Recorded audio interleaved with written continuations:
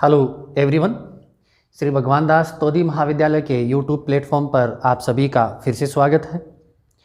आज की जो कक्षा है अपनी, उस कक्षा में हम स्टडी करने जा रहे हैं पाइला के रेस्पिरेटरी सिस्टम की, पाइला ग्लोबोसा।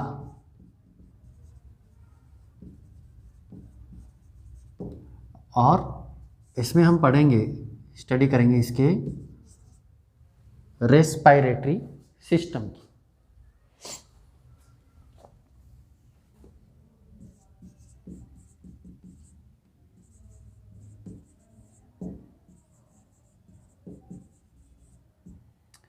श्वसन की, कि पाइला किस तरीके से रेस्पिरेशन करता है।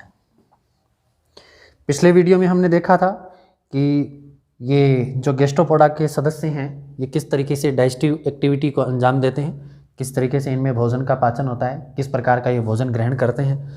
आज हम पढ़ने जा रहे हैं कि ये किस तरीके से रेस्पिरेशन की प्रक्रिया को अंजाम देते हैं। क्या होता है, देखो इसमें कि पाइला दोहरी नेचर रखता है। हमने पिछली क्लास में भी हमने स्टडी की थी कि ये टेरेस्ट्रियल प्लस एक्वेटिक हैबिटेट प्रदर्शित करता है। दोनों प्रकार के क्षेत्रों में ये अपना जीवन यापन करता है।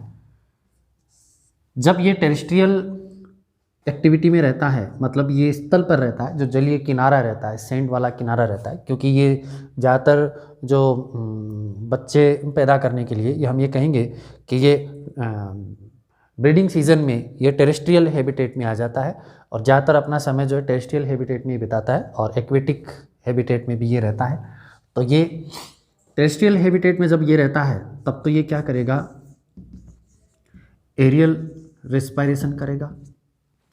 और जब ये एक्वेटिक हैबिटेट में रहता है तब ये क्या करेगा,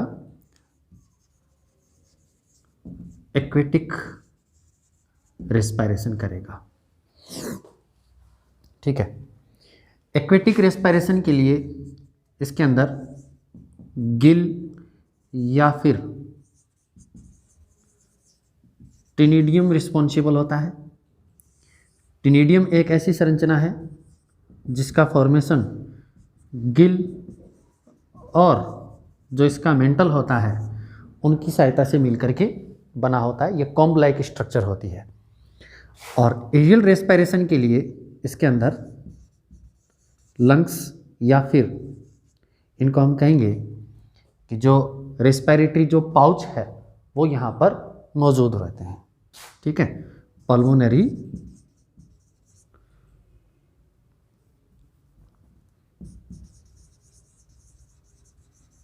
सैक या फिर पाउच लाइक स्ट्रक्चर, ये रिस्पॉन्सिबल होती है जो कि इसमें एरियल रेस्पिरेशन को संपन्न करवाती है। ठीक है। अब हम देखते हैं कि इसके अंदर जो गिल और ये जो टिनिडियल एक्सिस है वो किस तरीके से मौजूद होती है। ये इसमें टिनिडियल एक्सिस है और इस टिनिडियल एक्सिस पर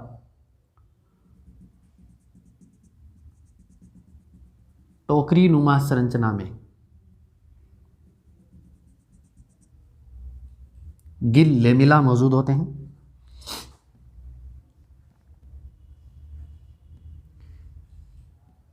ये इस तरीके से व्यवस्थित रहते हैं।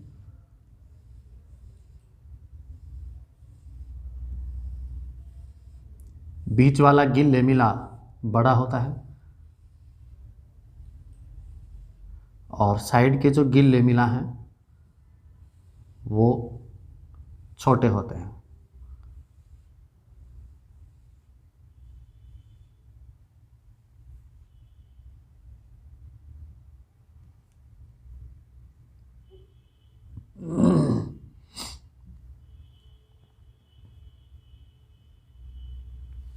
इस तरीके से ये व्यवस्थित हैं।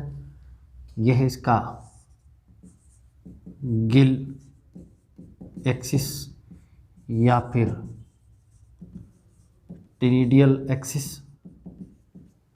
और ये पंक्तिबद्ध संरचना के रूप में यहाँ पर मौजूद हैं गिल लेमिली, ठीक है, जो जल के अंदर डूबे रहते हैं।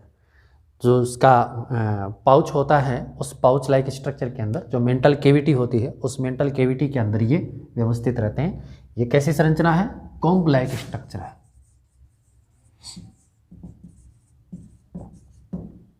ठीक है, अगर आप इस कॉम्ब लाइक स्ट्रक्चर को पढ़ेंगे, आप इसको गिल एक्सिस के बेसिस पर देखेंगे तो आपको ये इस तरीके की दिखाई देगी, जिसमें ट्रांसवर्स प्लेट्स के रूप में ये प्रत्येक लेमिला दिखाई देती हैं।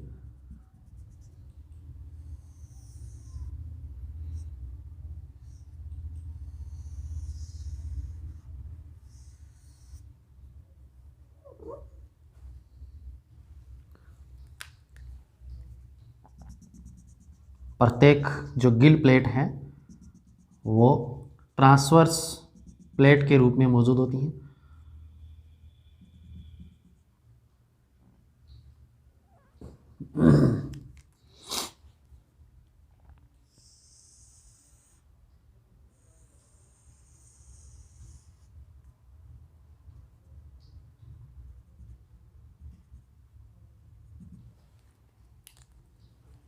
पंक्तिबद्ध संरचना के रूप में है, ये आगे की तरफ बढ़ती हुई है और यहाँ पर इसमें मौजूद होती हैं बीच के अंदर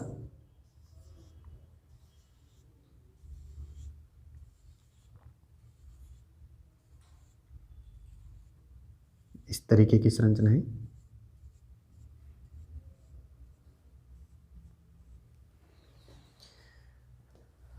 और इस एक्सिस के अंदर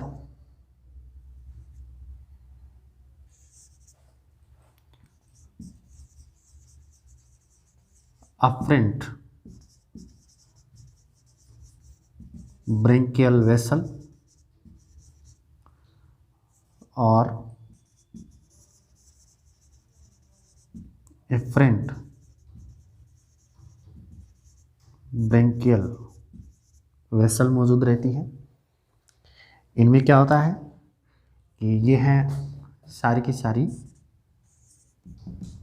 गिल प्लेट्स, और इन गिल प्लेट्स के मध्य से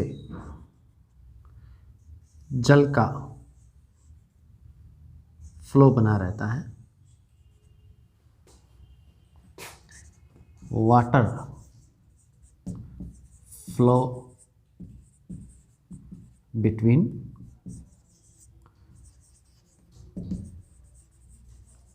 एडजेसेंट प्लेट्स, ठीक है। तो पूरी ये जो प्लेट है, इन प्लेटों का जो फॉर्मेशन हो रहा है, उनके अंदर हम देख रहे हैं कि प्रत्येक प्लेट जो है, ये जो गिल लेमिला है, ये जो गिल लेमिला है, इन गिल लेमिला के अंदर ये क्या होती हैं? गिल प्लेट्स मौजूद होती हैं, जो कि ट्रांसवर्स रूप में होती हैं,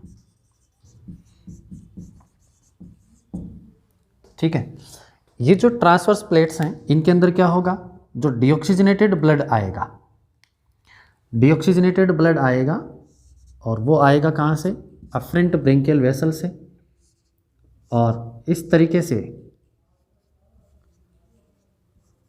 पूरे लेमिला को भिगोते हुए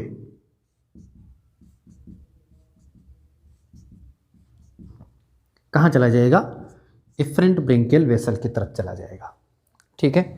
तो ये क्या है कि यहाँ से जो ब्लड फ्लो आएगा, वो ब्लड फ्लो जब यहाँ से निकलेगा अफ्रेंट ब्रेंकियल वेसल से, पूरे इस गिल लेमिला से होते हुए एफरेंट ब्रेंकियल वेसल तक जब जाएगा, तो यहाँ पर मौजूद जो वाटर फ्लो बना हुआ है, ये जो वाटर करंट जो यहाँ पर बनी हुई है, इस वाटर करंट के फलस्वरूप क्या होगा कि पूरी जो ट्रांसवर्स प्लेट हैं वो क्या होंगी? भीग जाएंगी। भीगने के फलस्वरूप यहाँ पर क्या होगा? जो O2 और CO2 है, उसका आदान प्रदान यहाँ पर करवा लिया जाएगा। तो ये तो आपने देखा हॉल टिनिडियल एक्सिस स्ट्रक्चर है, और ये है शोविंग गिल प्लेट्स इन गिल लेमिला या एट गिल एक्सिस। आगे हम इसमें देख रहे हैं इसकी हिस्टोलॉजिकल स्ट्रक्चर, कि इसकी हिस्टोलॉजी जो है एक गिल की या एक लेमिला की किस तरीके की अपने को दिखाई देती है, उसको हम जानने का प्रयास करेंगे आगे इसमें।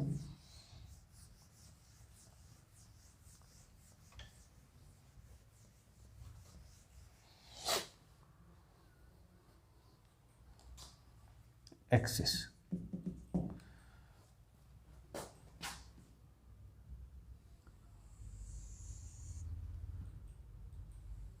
इस तरीके की ये प्लेट रहती है।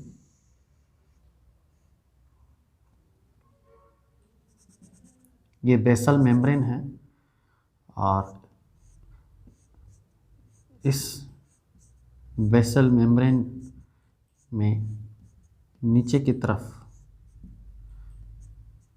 मौजूद हैं कनेक्टिव टिश्यू और यहाँ पर मौजूद हैं मसल फाइबर्स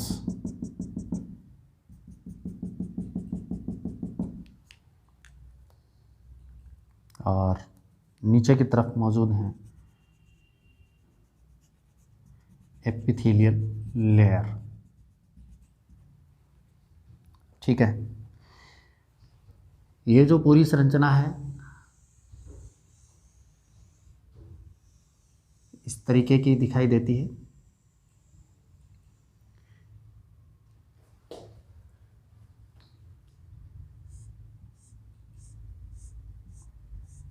कनेक्टिव टिश्यू से निर्मित ये जो संरचना है उसमें सिलिएटेड और नॉन सिलिएटेड एपिथेलियम मौजूद रहती है।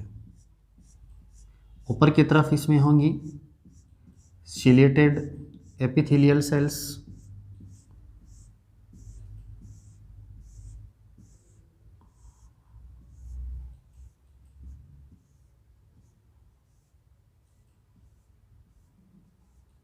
और नीचे की तरफ इसमें मौजूद होंगी नॉन सिलिएटेड एपिथेलियल सेल्स।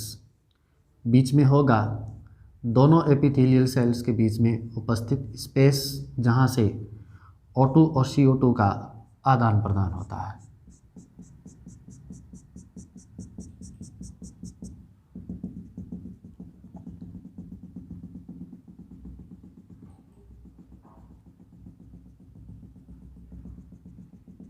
जैसा मैंने आपको बताया कि ऊपर की तरफ यहाँ पर मौजूद होंगी ये सेल्स सिलिएटेड होंगी। अच्छा, यहाँ पर जो ये सीलिया हैं, इन सीलिया का क्या फंक्शन रहता है? सीलिया जो हैं वो लगातार लहराते हुए वाटर फ्लो बनाए रखने में ये रिस्पॉन्सिबल हैं। जल का जो बहाव है, वाटर करंट बनाए रखने के लिए रिस्पॉन्सिबल हैं। ये है सिलिएटेड एपिथेलियल सेल्स। ठीक है, और ये है space between two epithelial cells और ये है नॉन सिलिएटेड एपिथेलियल सेल्स।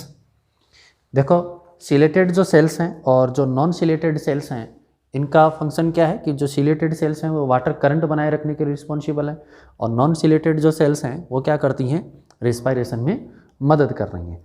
तो ये जो लास्ट की जो पेलियल एपिथेलियल सेल्स हैं वो क्या कर रही हैं, इनको कंप्लीट रूप से सहारा प्रदान कर रखा है इन्होंने। अब यहाँ पर क्या है, देखो ये वाली संरचना बेसमेंट मेम्ब्रेन के रूप में जानी जाती है और अंदर की तरफ हैं कनेक्टिव टिश्यू और उनके नीचे है मसल लेयर और ये है पेलियल एपिथेलियम। ये जो पूरी संरचना है इसका जो फॉर्मेशन है वो कनेक्टिव टिश्यू प्लस जो इसका मेंटल वाला पार्ट है उससे मिलकर के बना होता है। ठीक है, और ये जो संरचना है, ये संरचना क्या कर रही है, वाटर करंट को बनाए रखना प्लस ऑक्सीजन तथा कार्बन डाइऑक्साइड के ट्रांसपोर्ट करवाने के लिए ये उत्तरदायी है। ठीक है, तो यह है इसकी हिस्टोलॉजिकल स्ट्रक्चर ऑफ ए गिल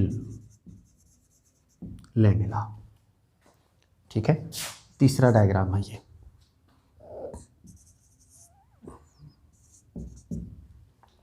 ठीक है, तो ये थी इसमें पाइला के रेस्पिरेटरी सिस्टम में जो हेल्प करने वाले जो ऑर्गन्स हैं उनका स्ट्रक्चर।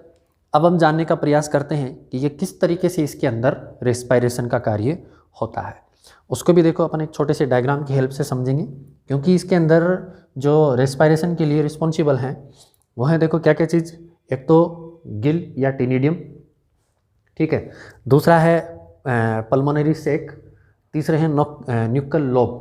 ठीक है, न्यूकल लोब भी क्या करते हैं, साइफन का निर्माण यहाँ पर करवाया जाता है लेफ्ट न्यूकल लोब की सहायता से, जो कि एरियल रेस्पिरेशन के लिए इसमें उत्तरदायी है। अब देखो किस तरीके से रेस्पिरेशन की प्रक्रिया को अंजाम देता है। आप अगर देखेंगे इसकी ये स्ट्रक्चर, यहाँ पर आपको दो डायग्राम की सहायता से मैं समझाने का प्रयास करूँगा कि ये एक्वेटिक और एरियल रेस्पिरेशन इस जंतु के अंदर किस तरीके से संपन्न होता है। ये इसका हेड पार्ट वाला सिरा है,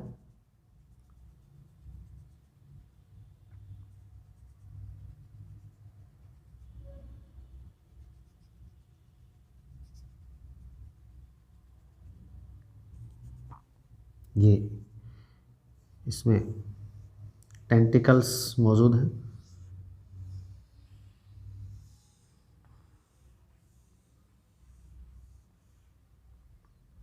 ठीक है, तो यहाँ पर क्या होता है, देखो इसके अंदर कि ये है इसका मेंटल कैविटी,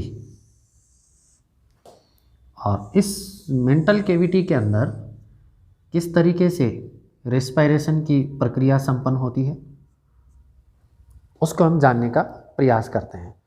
तो इस मेंटल कैविटी में ये यहाँ पर एक स्पेस बना रहता है जहाँ से जल का फ्लो जारी रहता है। यहाँ पर रहता है इन करंट साइफन और ये है एक्स करंट साइफन।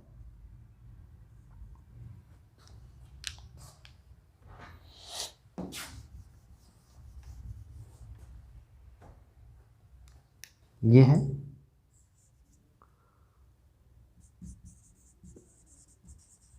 इन करंट साइफन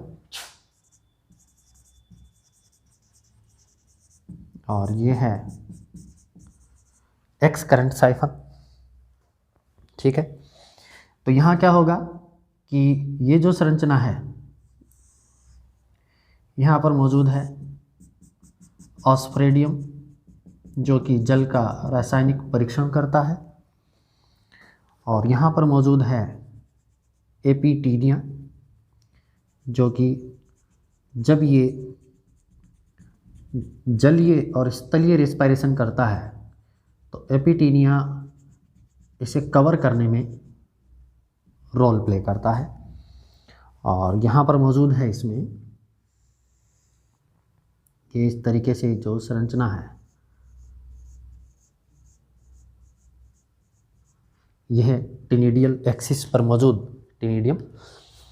तो यहाँ होगा क्या, देखो कि जैसे ही इन करंट साइफन से हम कहेंगे कि जल अंदर की तरफ आएगा, जलीय धारा अंदर की तरफ आएगी, वो जलीय धारा ऑस्फ्रेडियम से होते हुए एपिटीनिया को क्रॉस करेंगी और गिल एक्सिस को भिगोते हुए बाहर निकल जाएगी।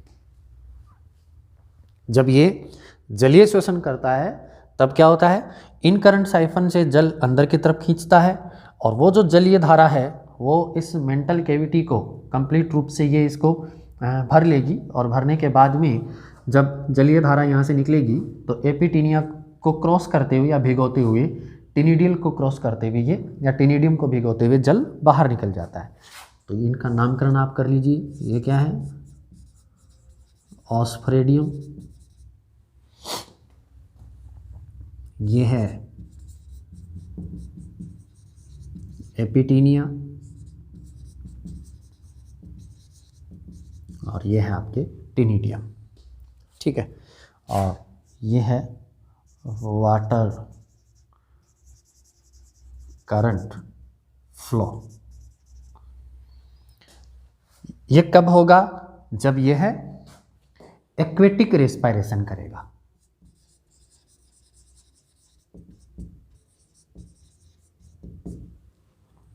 जब ये एरियल रेस्पिरेशन करता है, कई बार ऐसा भी है इसमें कि ये जलीय धारा के अंदर रहता है या जल के अंदर रहता है, तब भी ये क्या करता है, न्यूकल लोब को बाहर की तरफ निकाल लेता है ये, ठीक है। और उस न्यूकल लोब को बाहर की तरफ साइफन के रूप में निकाल करके जलीय सरफेस के ऊपर की तरफ रखता है और एरियल रेस्पिरेशन ये कर लेता है।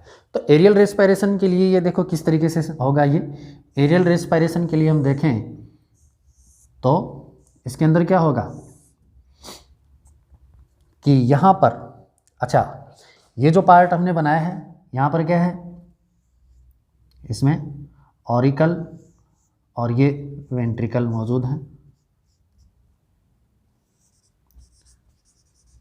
ऑरिकल और वेंट्रिकल मौजूद हैं, जहाँ से क्या होगा, ये ऑक्सीजनेटेड और डीऑक्सीजनेटेड ब्लड को शरीर के विभिन्न हिस्सों में ये ऑक्सीजनेटेड ब्लड को ये भेज देगा, और डीऑक्सीजनेटेड जो ब्लड होगा उसको वो वहाँ से क्या करेगा, अफरेंट ब्रेंकियल वेसल्स की सहायता से इन गिल चैम्बर को भिगोते हुए या इन गिल चैम्बर से ऑक्सीजन और कार्बन डाइऑक्साइड का आदान प्रदान करवाते हुए अफरेंट ब्रेंकियल वेसल्स के द्वारा ये वापस ग्रहण कर लेता है।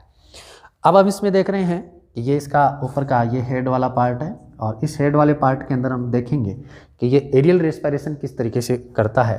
तो एरियल रेस्पिरेशन के लिए इसमें क्या होता है कि यहाँ पर पल्मोनरी चैम्बर मौजूद होता है, इसके इस भाग में पल्मोनरी चैम्बर मौजूद होता है, और इस पल्मोनरी चैम्बर के अंदर यहाँ पर क्या होता है, इस तरीके से ब्लड वेसल्स मौजूद रहती है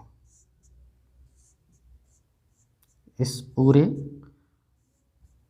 पल्मोनरी चैम्बर के अंदर, ठीक है। तो जैसे ही पल्मोनरी चैम्बर के अंदर ये जैसे साइफन लाइक स्ट्रक्चर बनी हुई है बाहर की तरफ, ये इस तरीके की संरचना बनी रही है, इसकी सहायता से क्या होगा, जो एयर जो है वो साइफन के थ्रू अंदर की तरफ जाएगी, और ये जो पल्मोनरी चैम्बर है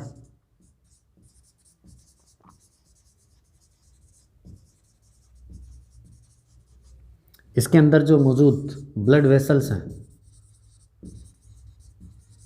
उनकी सहायता से ऑक्सीजन और कार्बन डाइऑक्साइड का आदान प्रदान करवा लिया जाएगा।